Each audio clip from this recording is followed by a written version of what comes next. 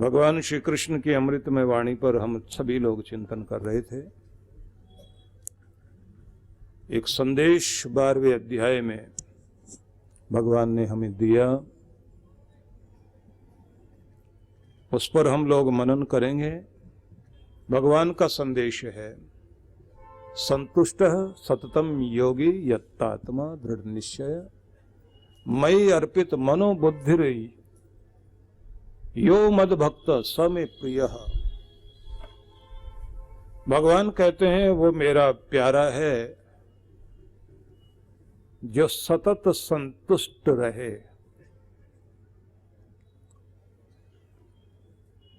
एक तरह का भक्त वह है जो भगवान को चाहता है, भगवान को प्यार करता है। दूसरी तरह का भक्त वह जिसे भगवान प्यार करें और उसे कहें कि वो मेरा प्यारा। मतलब उत्कृष्ट भक्त की पहचान भगवान कृष्ण ने बताई। उस पहचान में पहले अनेक बिंदु कहे तो उन्हीं में एक बिंदु ये भी है कि जीवन की समस्त उपलब्धियों के बाद प्राप्त किए गए समस्त प्रसाद के मध्य आप धन्यवादी भाव से जीवन जीते हुए अपने चित्त में शांति और संतोष को अनुभव करें कि जो दिया बहुत दिया, मैं प्रसन्न हूँ, मैं संतुष्ट हूँ, भगवान का आभारी हूँ और उसके प्रति अपनी कृतज्ञता आभार व्यक्त करते हुए धन्यवाद करता हूँ। ऐसा भाव जब भक्त में आ जाता है, वह उसके जीवन के प्रत्येक क्षण को आनंदित करता है। इस बात को इस तरह से भी देखिए कि जिंदगी भर हम कितना भी कुछ प्राप्त कर लें, हमारे अंदर की उद्विग्नता कम नहीं होती। हमारे अंदर का भिखारीपन बना ही रहता है। जो हमने मांगा था उससे भी कहीं ज्यादा मिल गया, लेकिन उसके बाद तृष्णा और बढ़ गई। इसलिए जो ये कहा गया है, अनंत पारा दुष्पूरा तृष्णा शो दोष शता वहा अधर्म बहुला चैव तस्मात् ताम परिवर्जयेत। अनेक अनेक दोषों को जीवन में जगाने वाली चीज अगर कोई है तो तृष्णा है, क्योंकि इसी से अनेक तरह के दोष पैदा होते हैं। तृष्णा ही है जो मनुष्य के अंदर अधर्म बहुला चैव तस्मात् ताम परिवर्जयेत, अधर्म कराने के लिए व्याकुलता पैदा करती है तृष्णा। आदमी का पेट तो भर जाएगा, मन नहीं भरता। भगवान सबकी जरूरत पूरी करते हैं, लेकिन हवस तो किसी की पूरी नहीं कर सकते। आदमी को कितना भी मिल जाए, जितना ज्यादा आप इकट्ठा करेंगे उतनी ही ज्यादा तृष्णा भी साथ साथ आती है कि कम है। अमेरिका के एक धनी के विषय में लिखा कि उस व्यक्ति के पास मरते समय कितनी प्रॉपर्टी थी, 300 करोड़ डॉलर की प्रॉपर्टी होने के बाद जब उससे पूछा गया कि तुम संतुष्ट हो अपनी दौलत से, उसने कहा कि मुझे सिर्फ अभी जो चाहा था उसका 10% ही मिला है। मतलब 90% तो अभी बाकी है। इंटरव्यू लेने वाले ने लिखा कि गरीब से गरीब आदमी की भी 40, 50, 60% तक इच्छा पूरी हो जाती है। दुनिया का सबसे गरीब आदमी यही है जिसकी सिर्फ 10% ही इच्छा पूरी हुई है। 90% तो अभी भी भूखा नंगा है ये आदमी। इसलिए भर्तृहरि ने एक बड़ा अद्भुत शब्द लिखा। राजा था वो व्यक्ति, योगी बन गया। उसके बाद उसने 3 ग्रंथ लिखे। तीनों का समन्वित रूप जो है श्रृंगार शतक है, नीति शतक है, वैराग्य शतक है। तो उन्होंने एक शब्द कहा बड़ा अद्भुत कि जिस आदमी की तृष्णा पूरी नहीं होती, तृष्णा से जो जीर्ण शीर्ण है,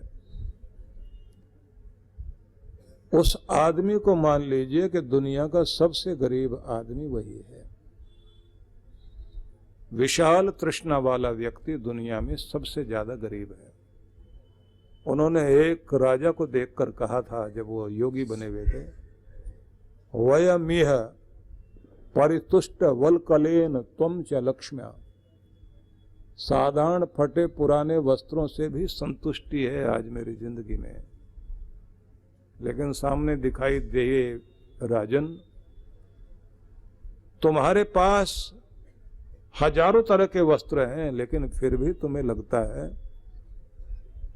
कि पहनने के लिए ढंग के कपड़े ही नहीं। देखिए जिनकी अलमारियां कपड़ों से, तरह तरह के परिधानों से सजी हुई होती हैं, वो महिलाएं कह रही होती हैं अभी मार्केट जाना पड़ेगा, ढंग के कपड़े ही नहीं पहनने के लिए। क्योंकि इंसान की तृष्णा इतनी अद्भुत है, वो और संग्रह करने के लिए सदैव पागल रहता है। सोचिए, सोते हैं हम केवल मात्र एक चारपाई भर की जगह में, मकान कितना भी बड़ा हो, कितने भी कपड़े रखे हों, जितने तन पर आ सके वही तो आप पहनते हैं, और कितनी भी सोने चांदी की थालियां क्यों ना हो, लेकिन खाते तो वही 2-4 रोटी हैं। पर इंसान की तृष्णा इतनी अद्भुत है, और के चक्कर में जिंदगी हाथ से निकल जाती है, लेकिन जिंदगी का आनंद खो जाता है। भगवान ये समझा रहे हैं कि वो मेरा प्यारा व्यक्ति है जो अपने जीवन की प्राप्त उपलब्धियों में संतुष्ट हो, धन्यवादी हो, और गुणगान गाते हुए भगवान का एक एक क्षण का आनंद लेकर जीता हो, का बस वो मेरा प्यारा है। अब इस परिभाषा को भक्त की और परमात्मा के प्यारे भक्त की जो पहचान दी, ये पहचान क्या, ये तो परिभाषा, एक डेफिनेशन है जिसको आप अपने कसौटी पर कसिए। आगे बढ़ने का मार्ग जितना भी मिले आदमी को बढ़ना चाहिए, उपलब्धियां प्राप्त करने के लिए और आगे बढ़िए, अपनी प्रगति को कभी रोकना नहीं चाहिए, लेकिन संतुष्ट रहना, आनंद मनाना, खुश रहना, और ये महसूस करना मैं तृप्त हूं, और अपने भीतर अमीरी महसूस करना। भीतर से गरीब मत बनो। भीतर से गरीब बन जाएगा आदमी, कितना भी कुछ हो जाए तब भी वो भिखारीपन उसका जाता नहीं है। और फिर ऐसे लोग मांगते भी उसी तरह से जैसे वो एक भिखारी परिवार दिवाली के दिन बैठ कर के प्रार्थना कर रहा था लक्ष्मी माता से, लक्ष्मी माता कृपा करना, हमारे घर में ही आना, अब तो हमारे पास एक कार भी हो जानी चाहिए। उनके बच्चे भी साथ साथ बोल पड़े एक साथ, हाँ लक्ष्मी माता कार जरूर देना, फिर हम कार में बैठ के भीख मांगा करेंगे। अपना धंधा थोड़ी छोड़ देंगे, मतलब कुछ भी मिल जाए, भिखारीपन तो नहीं जाएगा। आपकी जिंदगी में जब कुछ भी परमात्मा दे, भले ही झोंपड़ी में बैठे या महलों में बैठे, लेकिन तृप्ति जरूर होनी चाहिए।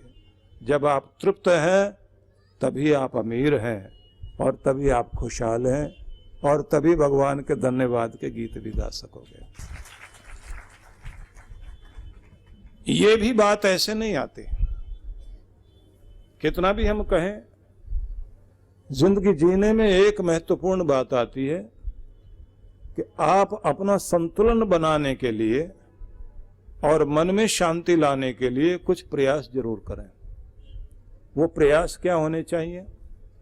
प्रयास होने चाहिए संतुलन बनाना और जीवन के अंदर सुरीलापन लाना, मधुरता लाना।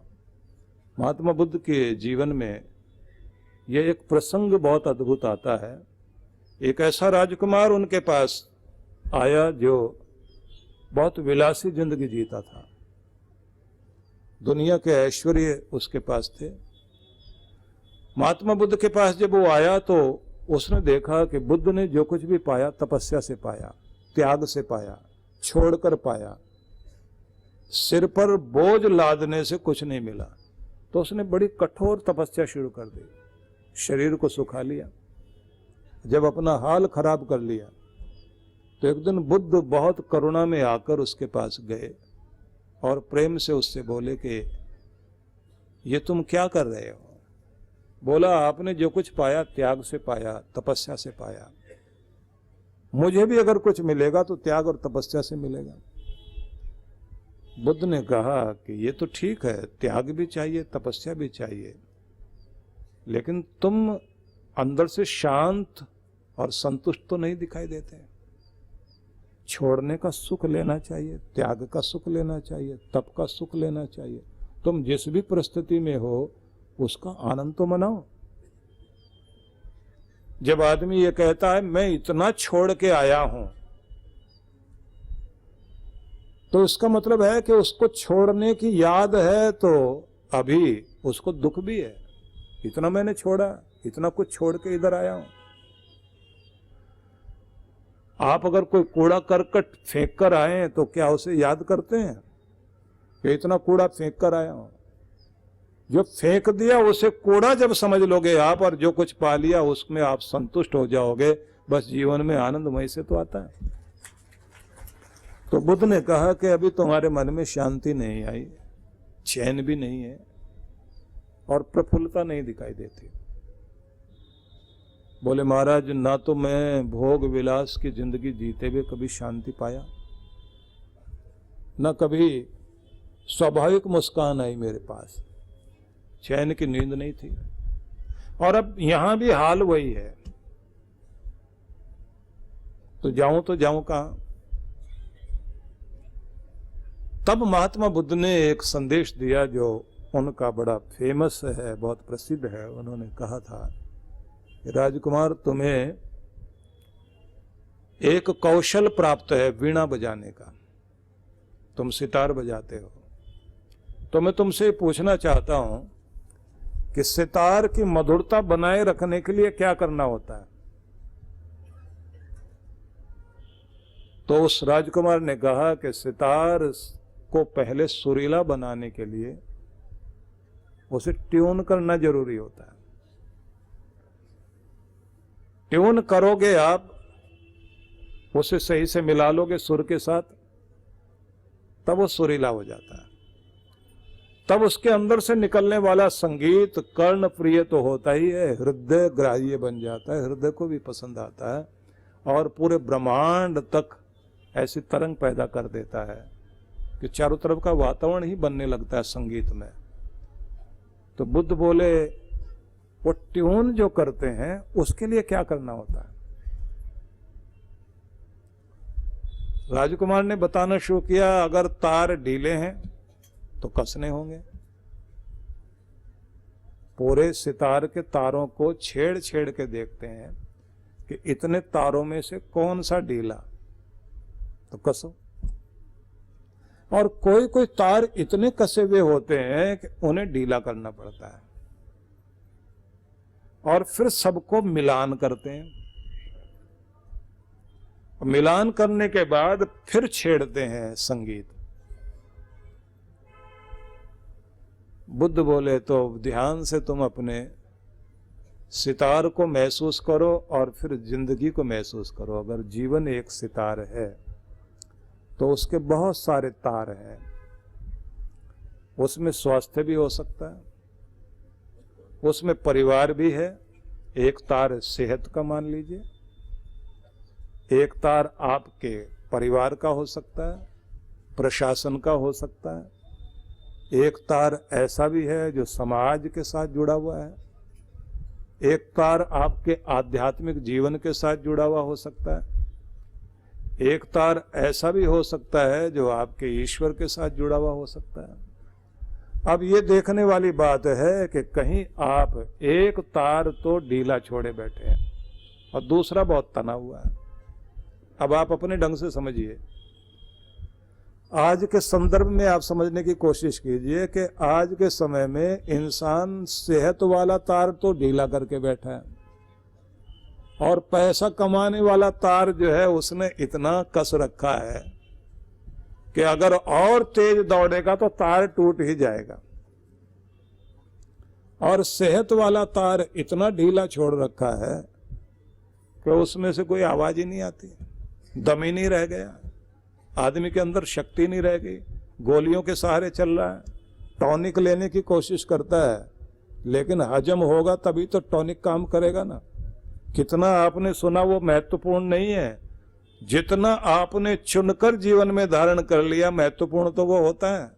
आपने क्या खा लिया, जो खाया वो महत्वपूर्ण नहीं है, जो पचाया वो महत्वपूर्ण होता है। कितना आपने कमाया वो महत्वपूर्ण नहीं है, कितना आपने बचाकर जिंदगी में लगाया वो महत्वपूर्ण होता है। जोड़ने से बात नहीं बन जाएगी, साथ में उसे लगाना भी तो आना चाहिए। और कमाने के बाद मॉल में जाके खर्च करके आ गए तो नए नए आकर्षण की चीजें रोज आती हैं सामने, नए नए मॉडल की चीजें आएंगी, वो एक ही चीज बदल देंगे, कोई कलर बदल देंगे, आप फिर पागल होंगे, फिर जाके पैसे खराब करके आएंगे। घर में चीजें रखने के लिए जगह नहीं है, घर को कबाड़ खाना बना रखा। स्वामी रामतीर्थ को लेकर गए अमेरिका में एक मॉल में, और वहां दुनिया भर की सारी चीजें थी। जब बाहर निकले तो पूछा क्या है, बोले एक अच्छा सा गोदाम देखने का मौका मिला है। बड़ा सा गोदाम है ये तो गोदाम क्यों कह रहे हो? बोले चीजें भरी हुई हैं, और जो लोग आए थे यहाँ पर वो भी ऐसा लगता है कि गोदाम वाले लोग हैं, अपने घर को गोदाम बनाने के लिए यहाँ आए हैं, जिंदगी को सजाने के लिए कोई भी नहीं आया। जरूरत है या नहीं है, लेकिन सामने दिखाई दे रही, खरीद लो।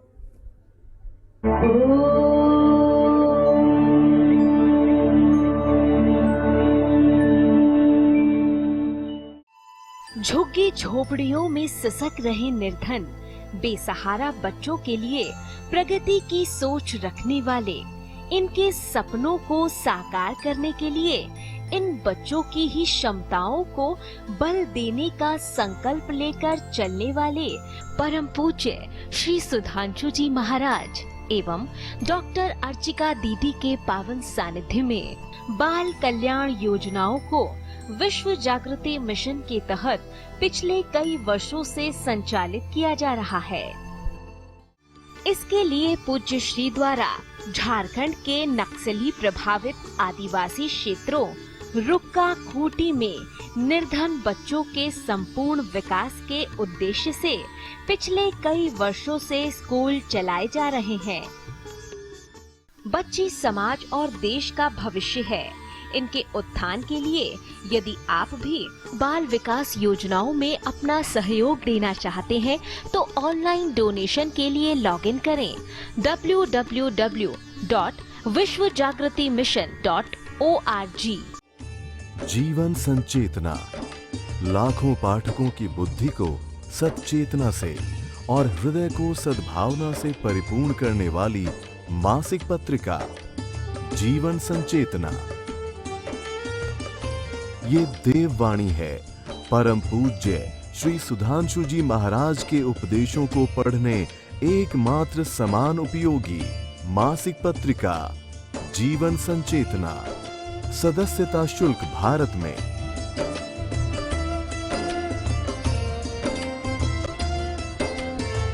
सदस्यता शुल्क विदेश में।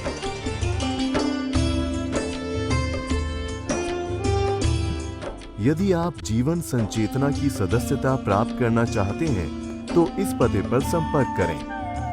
विश्व जागृति मिशन, आनंद धाम आश्रम, नांगलोई नजफगढ़ रोड, बक्करवाला मार्ग, नई दिल्ली